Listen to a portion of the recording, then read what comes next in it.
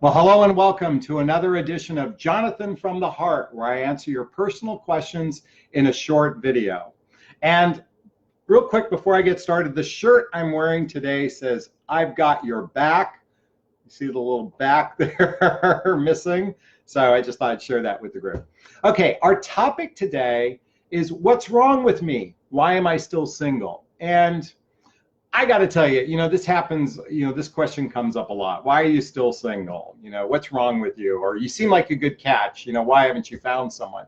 And, the question in and of itself bugs me. And I don't know if you're like me, but if you're single out there and people bring that up to you, it really might bug you as well, because it kind of infers that something's wrong with you. As if being in a relationship makes you a better person. There's this misconception that being in a relationship makes you a better person or makes you a happier person.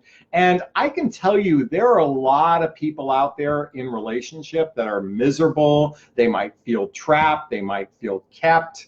And so being in a fully committed relationship is not necessarily the pathway to happiness. There's just a difference between some people who are in relationship, and my status is I'd prefer to say I'm looking for my partner. That's my relationship status. I'm looking for my partner and I'm single. But as I reflect upon that statement, I'm looking for my partner, I can look back, and it's kind of funny because I'm on a dating site like Match.com, and I joined it in 2005, 2006, right when I got divorced. And I can go to the site now and still see a lot of the same people that are in there. And I find myself going, well, what's wrong with them? They're still single. So I want to dig deeper into this question, because maybe I'm going to share my personal experience, but this might relate to you as well. So I think there's a big difference between being available to be in a relationship and capable of being in a relationship. Okay, let me differentiate. Being able to be in a relationship versus being capable of being in a relationship. And as I look back since my time of my divorce, I went through a period of time where I wasn't even capable of being in a relationship. I had a lot of shit going on, a lot of confusion, a lot of frustration. I was dealing with I was dealing with divorce, I was dealing with alimony and child support and visitation and all kinds of stuff. And I certainly wasn't in the headspace of being in a relationship. And then I met someone fantastic in 2011, and we went off to have a 6-year on and off relationship. And while I was in a relationship, I don't know if I was fully capable then. I mean, I was certainly capable of being in a relationship, but there was a lot more work that needed to be done, because the relationship in and of itself started to really bring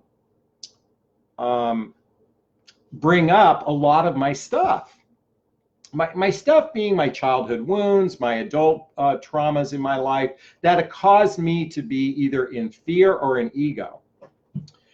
And it wasn't until July of 2017, where I went into the Hoffman process.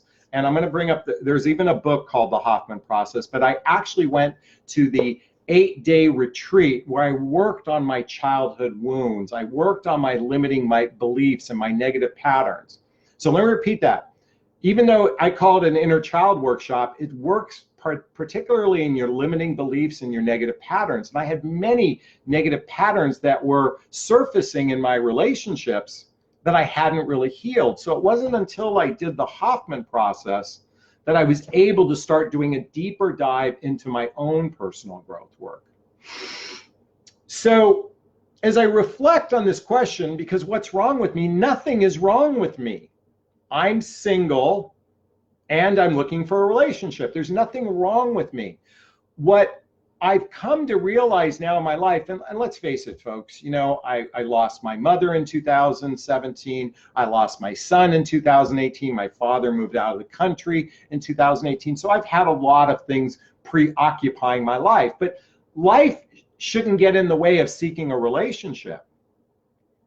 And so when I began to adopt more of a self-love practice, when I began to adopt an inner work practice, I was actually preparing myself to be in a fully committed relationship.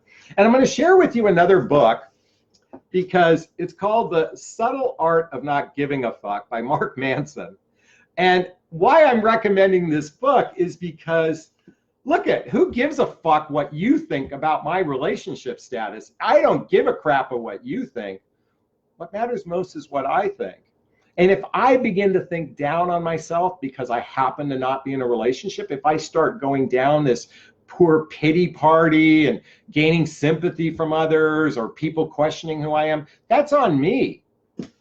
This book is all like, don't give a fuck about what other people think. It's one of the 4 agreements. You know, who cares about what other thinks? What matters most is what you think. And what I think about myself is I'm a great guy. I've got issues just like anyone else. I have a different point of view. And the right person is going to come into my life at the exact right time. And we're going to be aligned because I'm also not going out chasing the wrong relationships.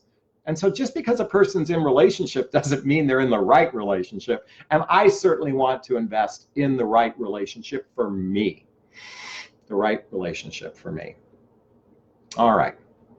So to answer the question that's asked of me many times, why am I still single? I hope I gave you some insight.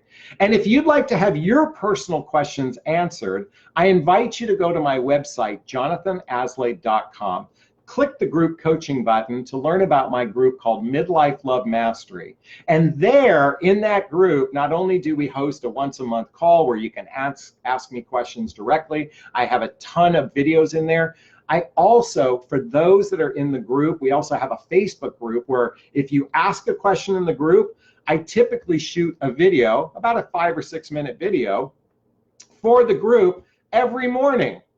Well, at least 3 or 4 times a week anyway. So if you want your personal questions answered, then join my group. It's only $1 to start off, and then it's less than a cup of coffee a day. And I don't mean a full-blown latte, I just mean a regular cup of coffee. So check it out. It costs $1 to test drive it, called Midlife Love Mastery, and you can get your questions answered like I'm answering the personal questions you've asked of me. Again, this is Jonathan from the Heart. I'm going to sign off as I always do, giving you a big, gigantic Jonathan Bear hug if I have your consent. Oh, thanks so much. Wishing you a wonderful day. Thanks. Bye-bye now.